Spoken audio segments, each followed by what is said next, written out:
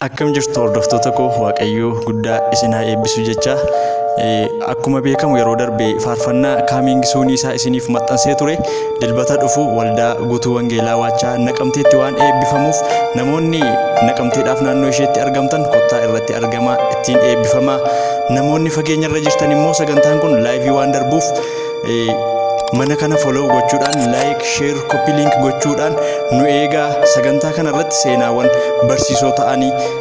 faarfannaa kana isin biraan ga'uudhaaf illee aarsaa akkamii kaffalaa akkan ture seenaa kana guyyaa sana waan hin haasa'uuf irraa barattu isin fayyada